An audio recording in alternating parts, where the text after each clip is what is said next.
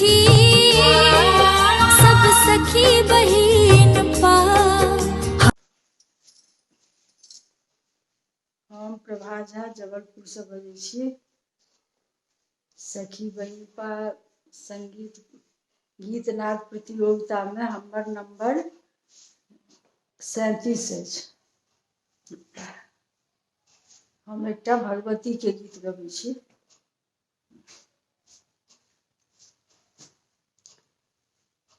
आजु सुदिन दिन महमाया एली आंगना। आजु सुदिन दिन जगदम्बा एली आंगना।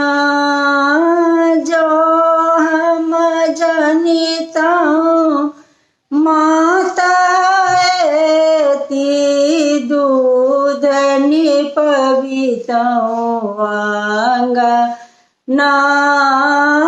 जो हम जनितौं माता एती दूध निपबितौं आंगना।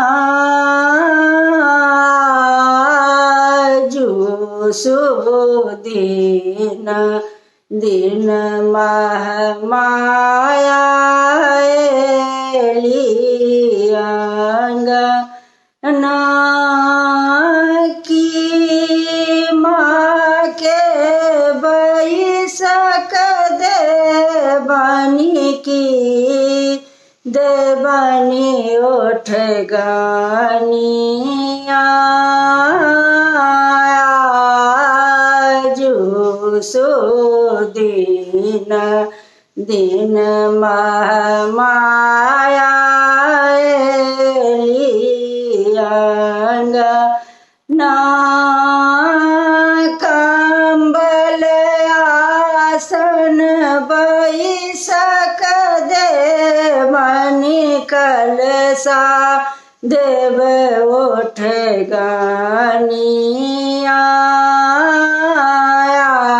आजु सुदिन दिन महमाया एली आंगना।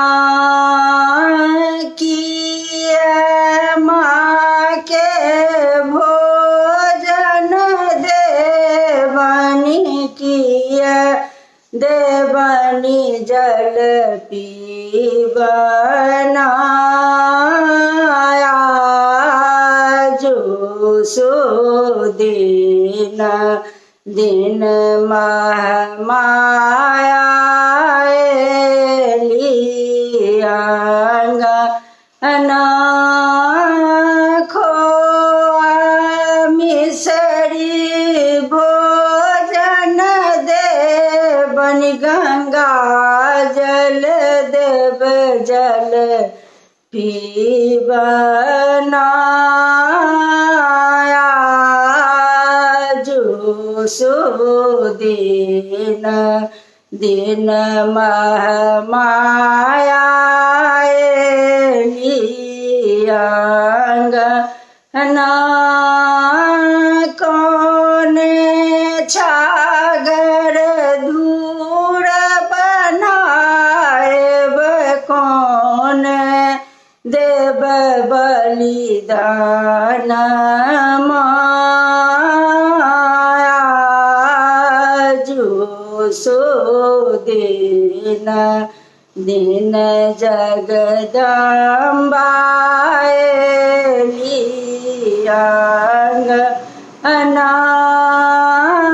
उजड़ा छागर धूर बंधाएब करिया देव बलिदान। माया जो सुदिन दिन महमाया